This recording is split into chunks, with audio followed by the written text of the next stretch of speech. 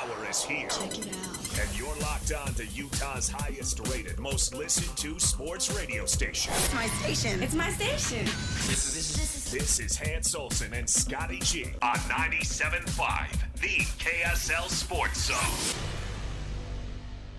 Hey, let's get it, folks. Hans and Scotty, 97.5, the KSL Sports Zone.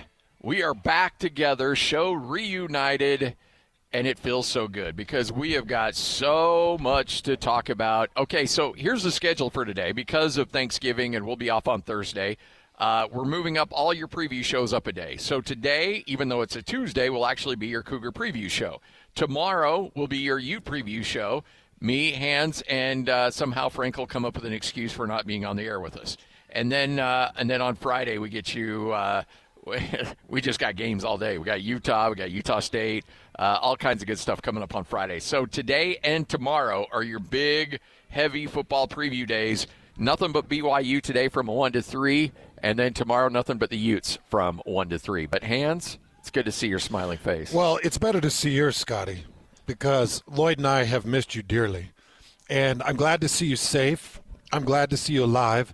And I'm actually glad to hear that you had an amazing weekend. There are certain places. You came back from that city in Oregon, and you're like, I love that place. You come back from New Smyrna every time, and you're like, every time I have a hard time getting on that plane to leave. And yep. I am telling you, Charleston is that city for me now. You found it. I found it. I found my home. History, beaches, weather. Now I understand summers are miserable, but I have found my happy place, and it is Charleston, South Carolina. Well, you came back happy, and I'm glad you came back happy because you brought me all kinds of treats, and now I'm happy. Yeah, I got my popcorn. I got my protein bar. I've got my, this is vitamin water. Yes. No caffeine. Nope, not at all. Look at me. Yeah, look at you. Look at you taking care of me. Now I got you dialed in. Now I know what you like. Fantastic, By the buddy. way, those protein bars, whew, those are good, man. Yep, those are high level. Yeah, these are the barbells. You know, what I found is it does take a rotation. Yeah. You have to have a rotation. Yeah. You got to have different textures, different flavors, because the protein bars can get really tired really fast. I didn't get loose on the trip food-wise. I did a lot of sampling. And I had – by the way, I was telling you all the great things I was able to experience on this trip. I had the best pregame media dinner I've ever had. And I know BYU sets the standard for pregame football dinners. They do. This one, just because it was different, exceeded that. What'd they do? It was a pulled pork, pulled chicken with a really good mustard barbecue sauce, which normally I don't like. No, but I like a mustard-based sauce. I do. This cold slaw was just incredible that came with it. Really good, thick pickles. And then they had jambalaya that was unbelievable. And then they also had red beans and rice. Was it a sausage jambalaya? Yes. Shrimp jambalaya? Sausage. Because they also had shrimp etouffee. So the etouffees are what gets me. Yeah. And I like the crawfish etouffee. That's my favorite. When I go to New Orleans, that's all I'll eat.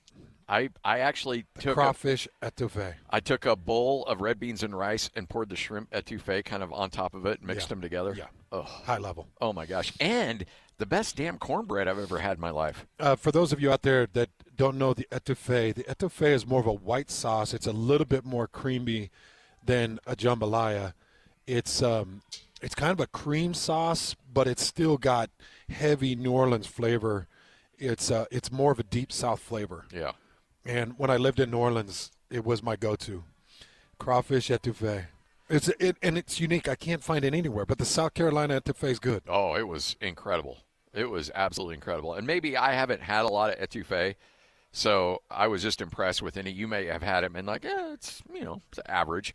But that was one of the first times I'd had some good one. I had some in New Orleans about 10 years ago and fell in love with it. Oh, my gosh. But I haven't been So able to good. experience anything close to that since that last trip. And so I was looking around, and this at the media dinner, and all these media dudes were just like going to town on this stuff, and I'm like, this must be good if the locals think it's good.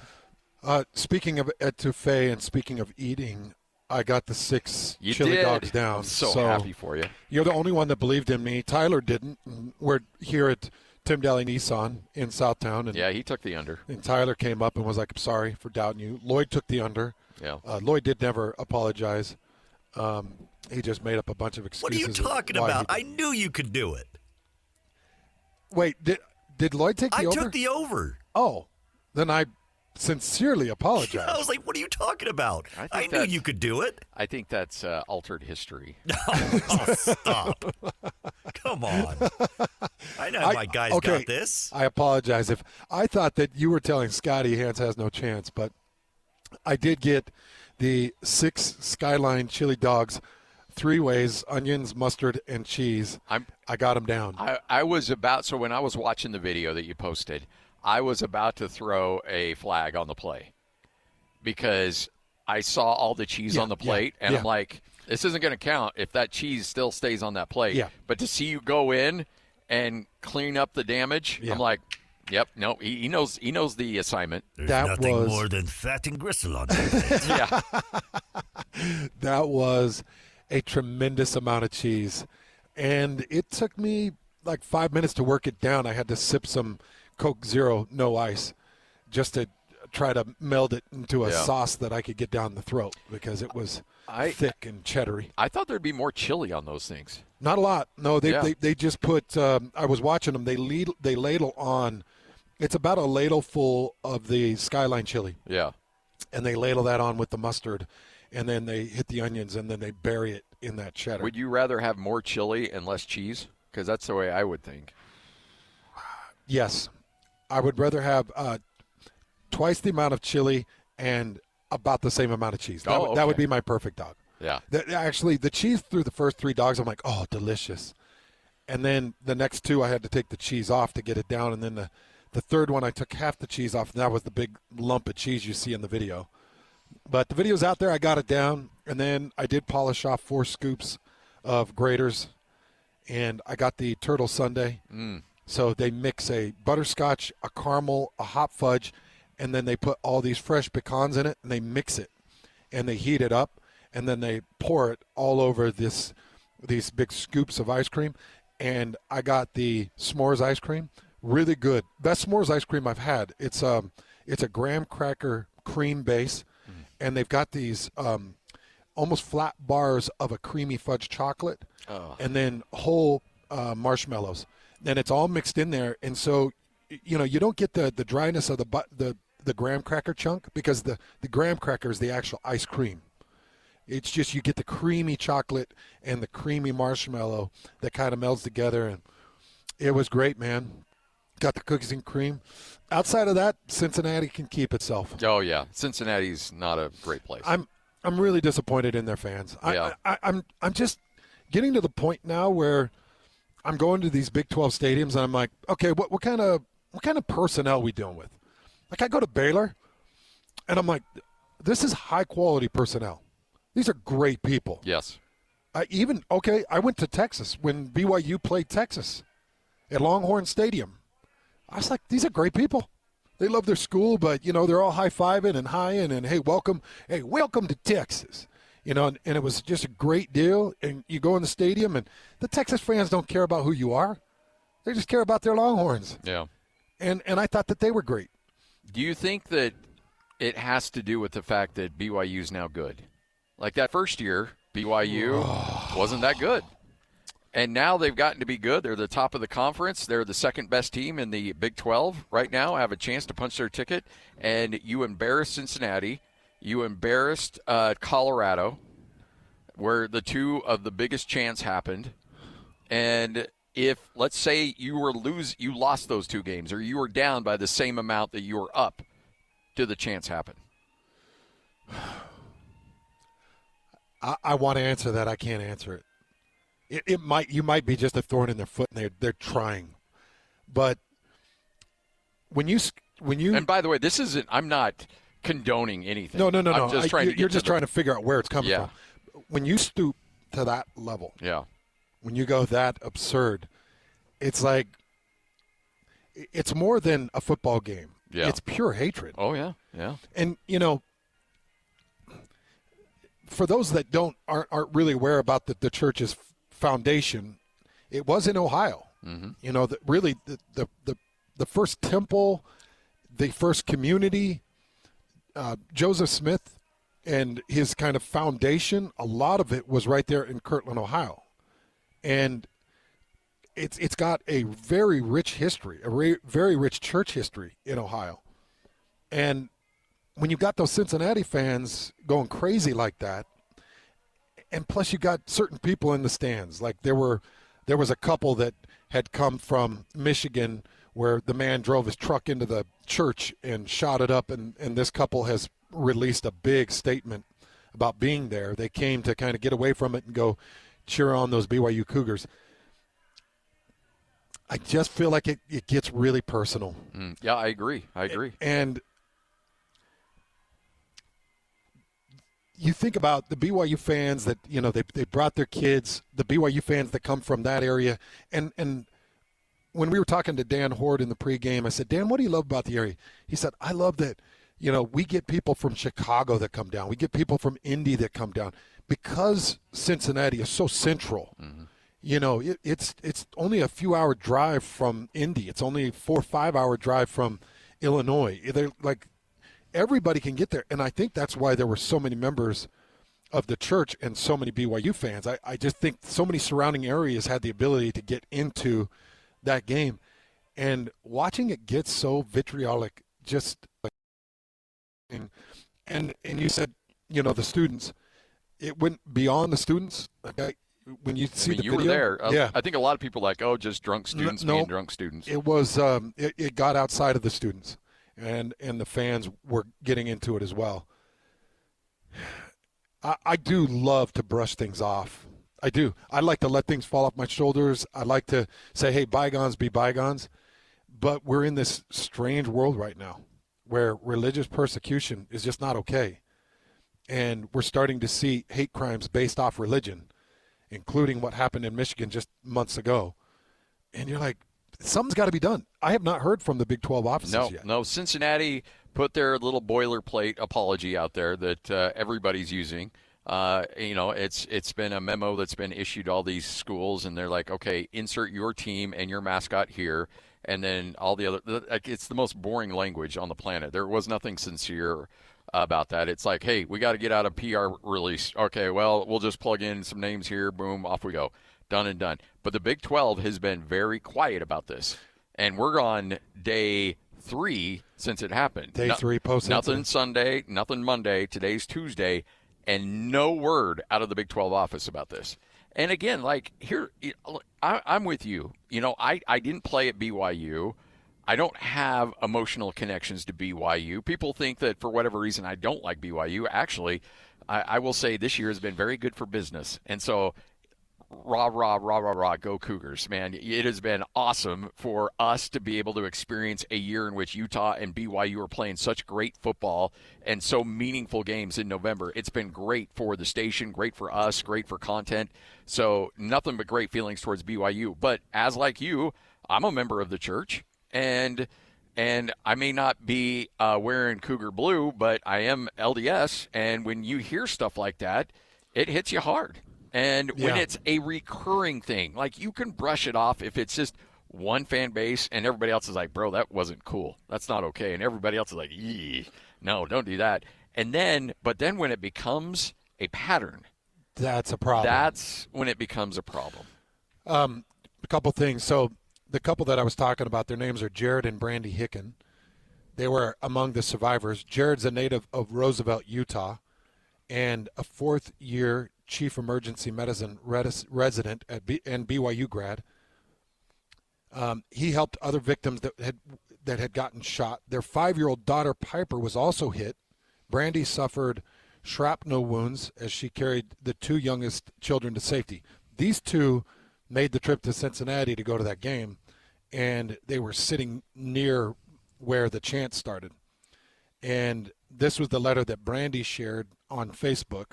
I'll just share the opening parts of it. She said, "I'm writing to you from my heart, dear Mr. Cunningham." I believe the athletic director, isn't it? Yeah.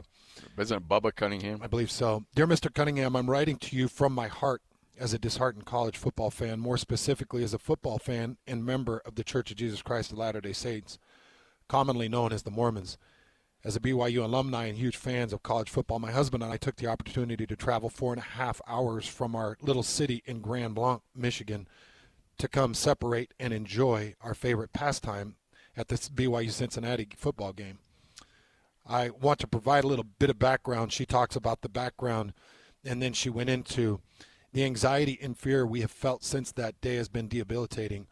We have put in a lot of work in that short 8 weeks so we can try to feel some sort of safety and normalcy again and enjoy the things we used to, including football games. And she goes into just how hard it is to listen to those chants.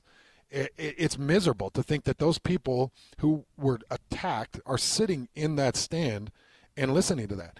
And, it goes so far beyond that. That is a specific, unique, horrifying case, but it goes so far beyond that. What about the members on a coaching staff or the members on the team, the players on the team? Like, what about recruits? I just don't understand how you're able to just let that flow as a fan base. And I said this yesterday, and I'll stand by it. If you want to F the university and you want to F the Cougar, the mascot, that's fine. I don't have a problem with that because that's a specific university, but it just feels more personal when you're digging into it. Yeah, yep.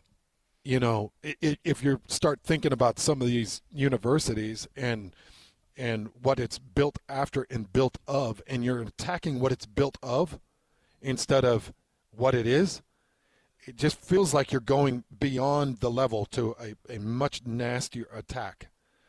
And it's just personal. I just think it's horrible. So I'm hoping that the Big 12 gets a hold of it. And, Scotty, I was thinking about it, like, there were a lot of times I was thinking, man, I'm kind of glad BYU isn't a part of the Pac-12 because I feel like the Pac-12 would be this times 10. I feel like it would have been just as bad at Stanford, just as bad at UCLA, probably We've worse. We've seen the run-ins that they've had with Stanford, yeah. Probably worse at other schools. And some of the Pac-12 schools have been tough. Colorado obviously receiving a fine already as a former Pac-12 team. It's already been kind of rough. I felt like the Big 12 schools, and I know Cincinnati was an addition, but I felt like the Big 12 schools and even the 4 previous edition, I felt like, they'll get along. And this is just such a sign of disrespect. Yeah.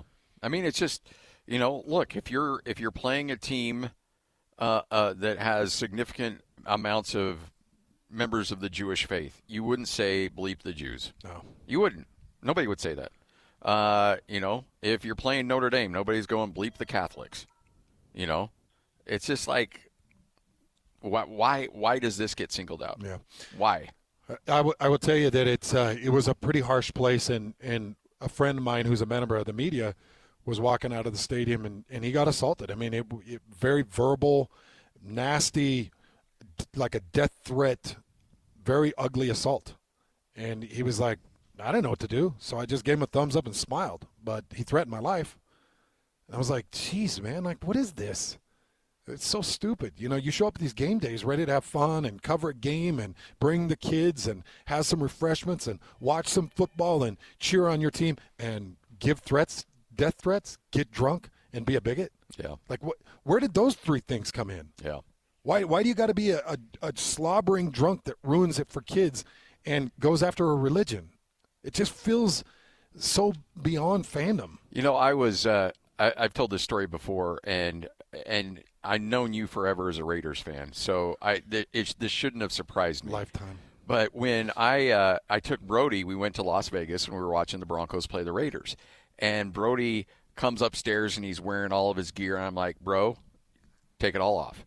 We're going to go neutral colors on this one because I don't want you to have a bad experience at an NFL game getting yelled at from a drunk Raiders fan. I don't want you to experience anything that's going to make you miserable. Yeah, because the idea would be that because they're rough. You see all these pictures of the black hole and these crazy fans that look like they're on parole. I mean, just horrible stuff. Well, we go to the game, and yes, we are surrounded by crazy, drunk Raider fans. And even at their worst, they could not have been nicer to us. And we were cheering for the Broncos because we got there and we felt safe. Like, we felt like, oh. So you had some fun. We had a great time. And so the next year we went, we're decked out in Broncos gear. You didn't have anybody give you a really. And they saw Brody. Brody at the time was like 9 or 10. And so they were like, one guy accidentally said something. The other guy's like, hey, man. And he points to Brody. And he's like, oh, I'm so sorry. I'm so sorry. Like, they get it. The next year, we were decked out in Broncos gear, sat in the same seats, and same people around us. Couldn't have been nicer, friendlier. We're making fun of our teams together, and it was great. And so it can be done. It can be done with one of the perceived nastier fan bases in all of sports, the Raiders. And it felt like we were right into that black hole and couldn't have been treated better. So a couple of things, Scotty.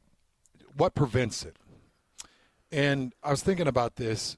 The policing neighbor, just the person standing next to you. Typically, it's like, hey, man, that's out of line. But when you got thousands doing it, then it just gets out of line, and it's the mob mentality. And so it's hard to police it. The other thing is personal consequence. And, the fear of having a video surface of you saying, F the Mormons, a religious institution, and having your employer see that and be like, well, Stephen, why are you saying this? And feeling like there would be repercussions of being a bigot and saying terrible things. You would feel like an employer would not take that kindly. Nope. If you and I were on camera at a Notre Dame game yelling F the Catholics, I'm pretty sure we'd have a meeting pretty quick if we were on camera and that went viral. Yeah, I don't even know if we'd have a meeting. We would just get a phone call and say, don't come into work. We probably would, right? Yeah. So, typically people police themselves because they're like, okay, I'm in a public spot and my employer gets a hold of this. That's going to look pretty bad for me. But I don't know. Like, do people just turn a blind eye because it's the Church of Jesus Christ of Latter-day Saints? Do they just say, you know what? They take it and they just kind of let it go. Yeah. They'll still bring their 27,000 pounds of food to our food bank. Yeah. Is it just dismissed because we tend to be a more forgiving crew? Because we turn the other cheek? Yeah. I would hate that to be the case. I just think that there's a power in numbers. I don't know if one person individually would continue to do it if all of a sudden 5, 10, 20, 500 – 2,000 people join next to him, and then there's anonymity in numbers. I'll tell you this too. So people say, okay, how do you stop it? Well, I watched the Texas Tech administration in Lubbock stop it, and I'll tell you why. I watched the whole thing. I saw the whole thing. So 2.5 hours before kick, they let the student section in because game day was there. And game day was going to be entering the stadium, and they wanted the student section in the stands, and they wanted reaction as people were walking through. The first chant out of the gates was FBYU. This was just FBYU. The next thing you know, out comes the basketball coach. Yep. Basketball coach takes the PA mic and says, hey, look, we're going to have fun, and we're going to make this a tough environment. But we are not going to be that school. We're not going to do that. Like, we can cheer and we can do these things, but let's be mindful. Now, we were fewer weeks out of the whole Colorado fine, and maybe it was a little bit more fresh on our mind. But I felt like the Texas Tech fans responded really well. Yeah.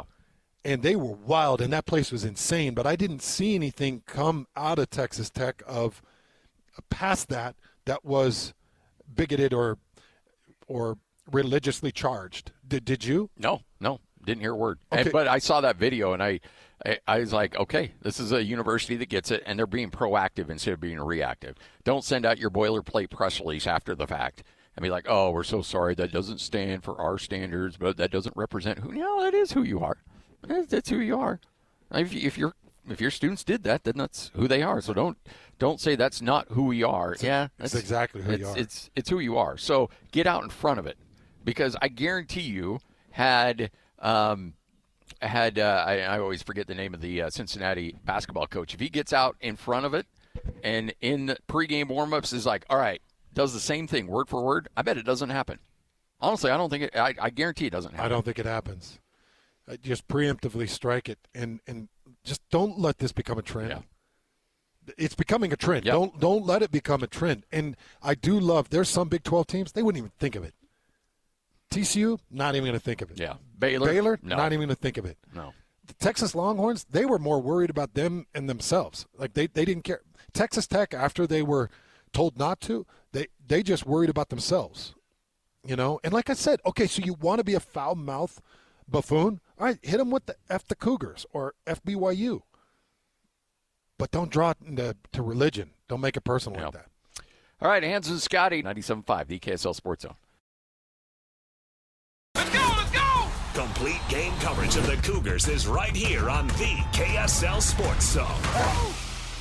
It doesn't get much bigger than this as the Cougars look to earn a spot in the Big 12 title game as they take on UCF in Provo. Your home for the best coverage of Cougar football is right here on 97.5, the KSL Sports Zone. This is Hans Olsen and Scotty G, presented by Mountain Land Supply on 97.5, the KSL Sports Zone. Woo! Scotty, 97.5, the KSL Sports Zone. It is a Tuesday, and that means we got some tickets to hand out. It's Jazz Ticket Tuesday, and your chance to win tickets is right now. Call this number now. Call this number now. Be caller number 12 at 801-575-ZONE. 801-575-ZONE. And you'll be on your way to Delta Center to see the Utah Jazz. He fires the three. He hits. Oh, don't do me like that. This is 97.5, the KSL Sports Zone. All right, you know the drill, 801-575-ZONE. That's 801-575-ZONE, and you'll win tickets to see the Jazz take on the Sacramento Kings on November 28th at the Delta Center. Okay, Scotty, we talked a lot of Utah, Kansas State yesterday, spent most of the day on it, and what a crazy game. It was wild. It was wild. Great conversations yesterday, but I wanted to spend a minute with this BYU-Cincinnati game before we start jumping into BYU versus USF. So, remember, going into this game, Cincinnati was 136th out of 136 in the country in time of possession. Yeah. Okay, at the time, it was somewhere around 24 minutes, 30 seconds possession. Now, after 11 games, they're at 24 minutes and 3 seconds of total possession. BYU going into that thing was top 20 in the country, and they currently sit at number 9 in the country in time of possession at 33 minutes and 2 seconds. Now, let's go take a look at the game. This game ended up BYU 38 minutes and 25 seconds to Cincinnati 21 minutes and 35 seconds. I'm trying to think of what the largest discrepancy. I don't know if I've ever seen a team be in the 19-minute mark. I did. Utah State and Air Force in 2019 was in the 19 minutes. Yeah. There's probably, and I guarantee if there is in the 19 minutes, it's against a Naval Academy, or it's against one of our academies, Air Force, Navy, or Army, because they will run position. Yep. But it was, by the way, it was the most miserable I've ever been in a game. Yeah. It's even worse than I remembered. All right, so this is Utah State lost this game 31-7 to Air Force. It was cold. It was absolutely miserable. Colorado? In Colorado Springs. And Air Force had the ball 45 minutes and 43 seconds. 45-43 to 14-17. That's as bad as I've ever heard. Yeah. This is bad, 38-25 to 21-35. And a lot of that was just on L.J. Martin's back. Yeah. He carried the team with possession after possession, 222 total yards in this game, and he just became the workhorse. Okay, so let's just talk about this a little bit, because let's go back to the Texas Tech game. You remember they came out of the bye week, and it was post-L.J. Martin injury, so it gave him a little bit of time to rest and recover. He came back, and we just weren't real sure how healthy he was. and it showed that he just wasn't that healthy because he ended up with 16 total touches in that game against Texas Tech. Remember, it was 10 carries, 6 runs, and they lose 29-7. He comes back against TCU, and he looks much, much better. Against TCU, he ends up with 21 carries and 4 receptions, so 25 touches. All right, 25 touches for L.J. Martin, 44 points for BYU. Nice little indicator of success. Then you leave that TCU game, you go into the Cincinnati game, and L.J. Martin comes out of it with 32 carries and 3 receptions, 35 total touches for nearly 300 yards. It ended up being 266 yards of total offense for L.J. Martin. And you end up with 26 points in the win. But more importantly, you look at the time of possession. Now, Cincinnati was already bad in time of possession going into that game, and you knew that was one area that you could hold it. But remember what my keys to the game were, and I put that key to the game up on Tuesday, and you and I went over it. It was BYU's ability to run against Cincinnati. I said LJ needed 88 yards to hit the 1,000 yards, and I said he will go for 90-plus, and BYU will control the ground game, and that's exactly what he did. He went for 222 on the ground, puts himself way over 1,000 yards on the season with now a couple of games left, if not a few. I mean, more than likely than not, you're looking at potentially 3 games. Yeah. Okay, so let's just think about this now, because L.J. Martin, with that 222 yards, puts himself at 1,134 yards. 1,134. Let's just say he averages 150. That's way high. Let's say he averages 120. Yeah, I'll give you that. Yeah. Okay, that would be 360 yards. 360 yards that put him at 1,494. That's 1,494 would be an incredible season. You know, BYU has not had a 1,000-yard rusher since Tyler Algier did it in 21. Yeah, 21, 1,606. Ooh, yeah. I forgot how good he was that year. It wasn't just the yards. Go take a look at the touchdowns. 23 touchdowns. Jeez. LJ sits at 8. Yeah. So wow. LJ at 8, but Tyler went for 23 that year.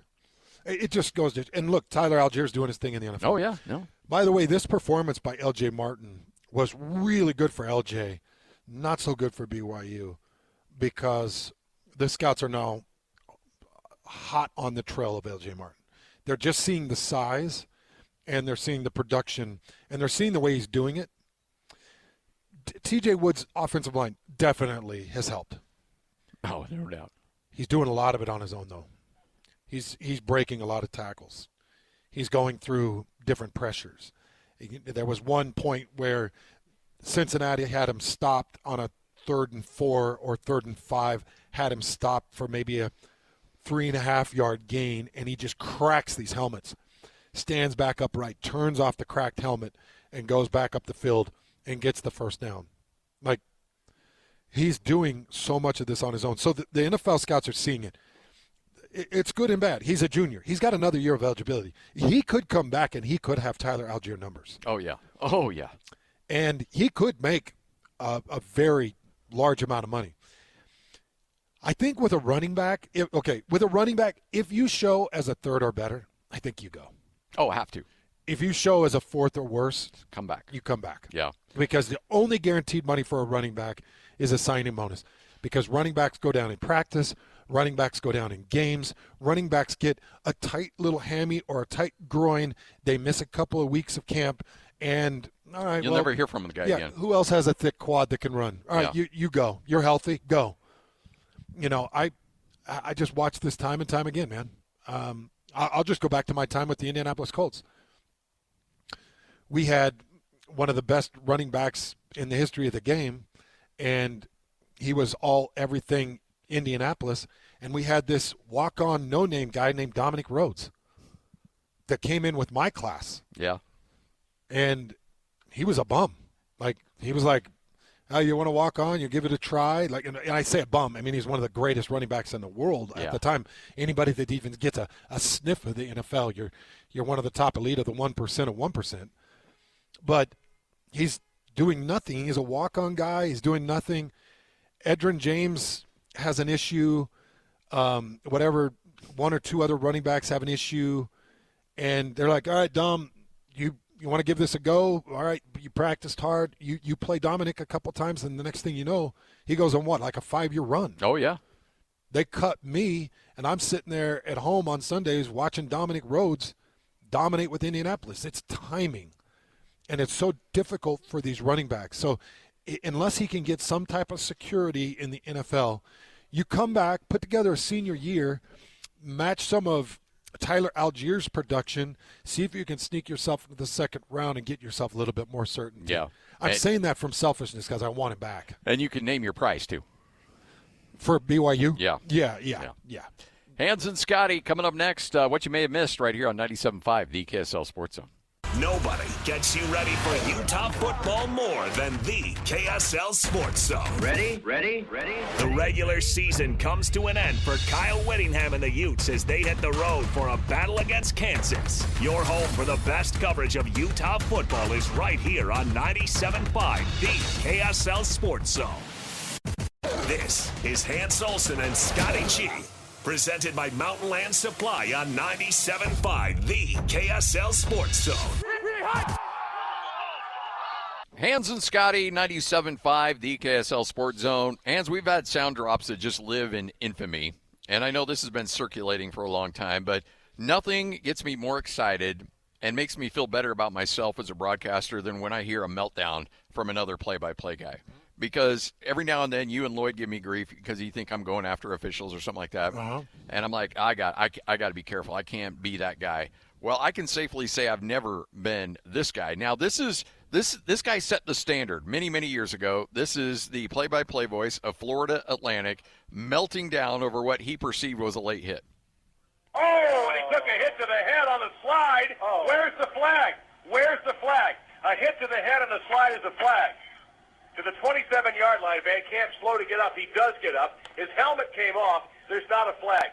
You cannot tell me that's a flag. That's not possible. Where's the commissioner? Where's Wright Waters? Where's Wright Waters?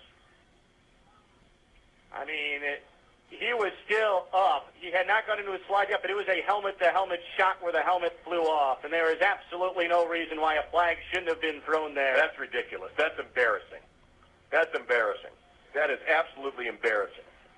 That has to be a flag. And that still, we'll see if that's going to send Van Camp to the sideline. Nope, there's Cooey. Yeah. He's got to get him out of there. He's got to come out of the game now. It's ridiculous. I can't believe that. I cannot believe that. You can't. I mean, it took him a while to get into the slide. He is defenseless. Don't you understand? Throw a flag. Third down. Cooey throws over the middle, behind the receiver, incomplete. It'll be 4th down and 3. Van Camp took a helmet-to-helmet shot regardless, even if he wasn't in his slot. You know what? I don't really care if you people look at me in the press box. You know what? I don't care. That's a flag. And I'll fight any one of you if you want it. That's the mood I'm in at the moment. Apparently the team is not the only one melting down here. 5:58 to go. I will fight any one of you. All right, so ultimate meltdown. So that's the standard. Now, that's Florida Atlantic. Sometimes, the smaller schools can get a little crazier with the meltdowns. But this is Creighton. This is a top 25 college basketball team that they are all in on their basketball. They have one of the more beautiful arenas in all of college athletics, and they are playing against Texas. And let's just say a call does not go their way. Shot clock. Carr into the paint. Missed the dunk. And a fucking foul. What are you talking about? That was 2 seconds after the play ended. Carr driving. He's outside the circle. He's outside the circle and he's set. He was outside the circle and he was set. Brett Smith blew it. He was outside the restricted area. He was straight up and down. He was set like the statue sitting out in front of New York, New York, and they called that. That's an absolutely horse crap call. In a game that's been played out like this. Unbelievable bailout call by an incompetent referee. And ball don't lie. Shot clock. All right. That was see, I think Wright Waters is still number one, but that's close. That's close. Wright Waters is still number one. Yeah. Because when you threaten to fight everybody in a press box, you've gone too far. So this is what makes me upset because I'll let people behind the scenes. I have received a hand slap or two by the conference office, and since Utah State's leaving the Mountain West, I'll go ahead. I've received a little bit of like, hey, not okay. 2 times. One time, see, what they don't like is when you call out the officials by name.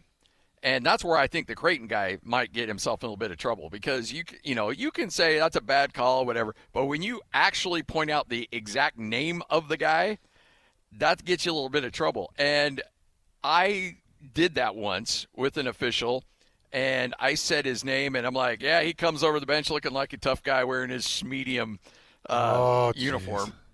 Oh, man. And apparently calling the guy wearing a medium, that didn't sit well. What the conference did? They just said, don't do that? They said, don't do that. Don't do that. And then I didn't even make a jab. You know, like we do 15 hours of radio, and we try to entertain ourselves. And they were playing Wyoming in Logan, and I said, unfortunately, Wyoming's going to go out of Logan with a loss and have to return to Wyoming.